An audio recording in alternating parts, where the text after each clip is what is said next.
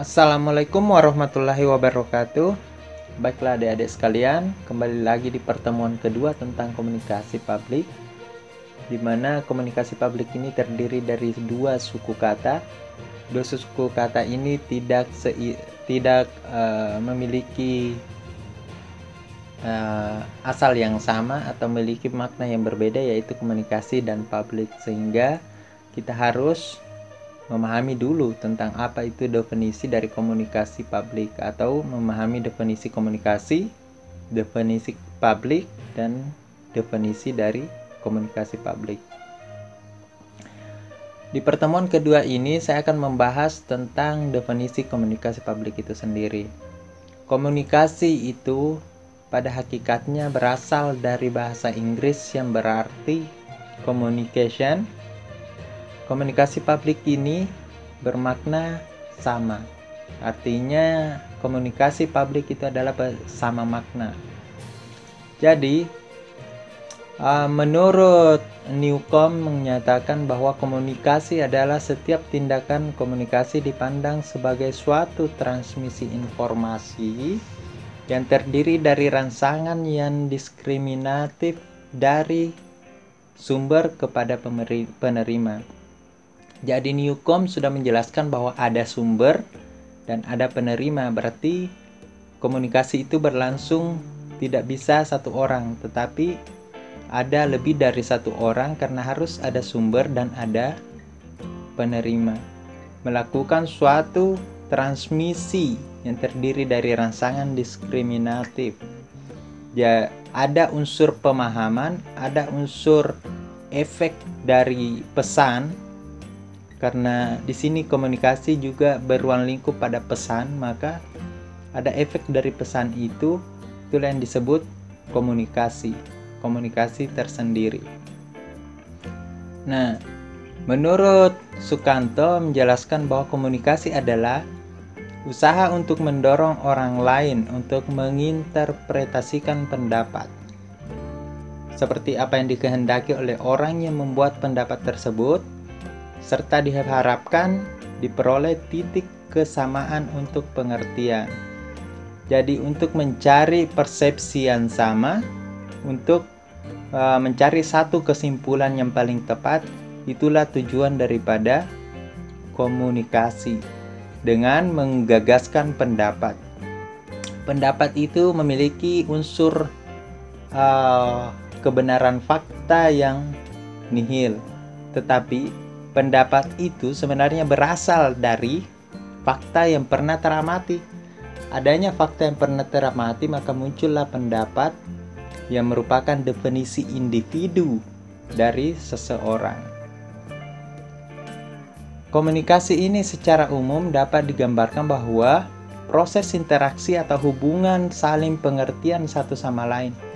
Jadi ada sama makna antara sumber dengan penerima, baik secara langsung maupun secara tidak langsung.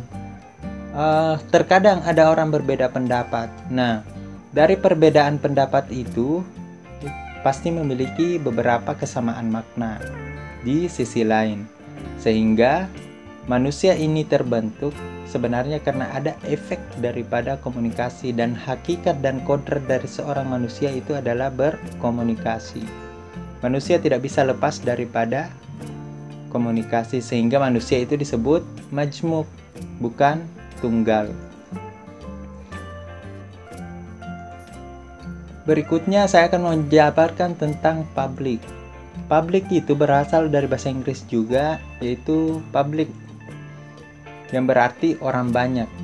Jadi public itu adalah orang banyak atau kumpulan orang banyak.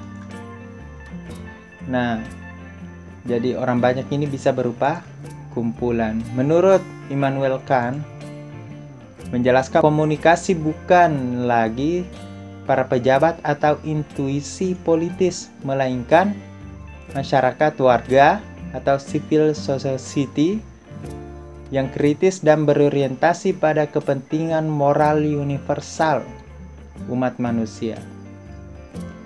Jadi publik itu bukan hanya semacam lembaga resmi, lembaga formal, atau politisi, atau para pejabat, atau publik itu tidak untuk dikhususkan untuk lembaga formal, tetapi masyarakat yang berupa kumpulan. Di mana ada kumpulan, di situ ada publik. Lebih dari satu orang, maka itu adalah publik. Nah, menurut Latifah Hendrati menyatakan publik adalah komunitas masyarakat tertentu. Jadi ada kumpulan masyarakat tertentu. Kurang lebih penjabaran dari kedua pakar ini sama. Sehingga publik secara tersendiri dapat diartikan bahwa sejumlah orang atau komunitas atau kumpulan yang dalam kesempatan tertentu di tempat tertentu dan akan berkomunikasi. Jadi dia memiliki ruang untuk menyampaikan pendapat maupun mendengarkan pendapat.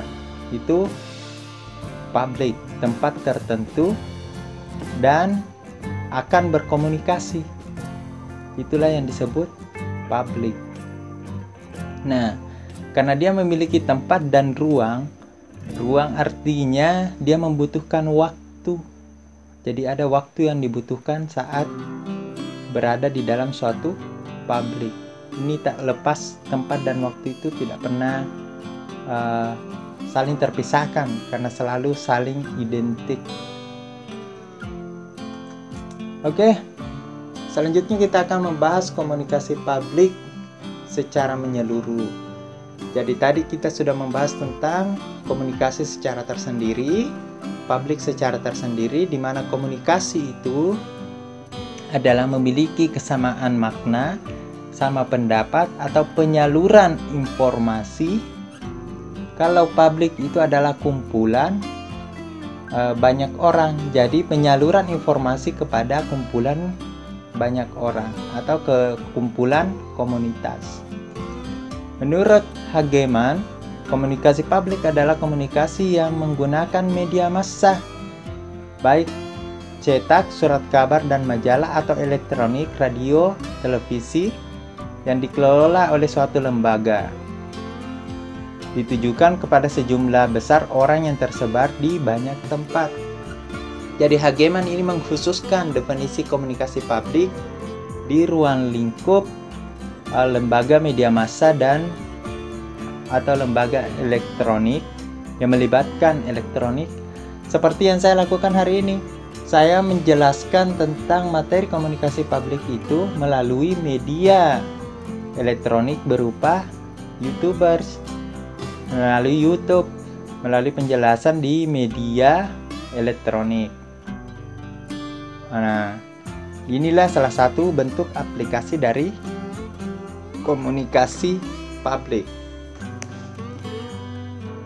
Terus menurut De Vito menyatakan bahwa komunikasi publik adalah komunikasi yang ditujukan kepada khalayak yang luar biasa banyaknya, termasuk kepada siswa ataupun semua orang yang membaca atau menonton.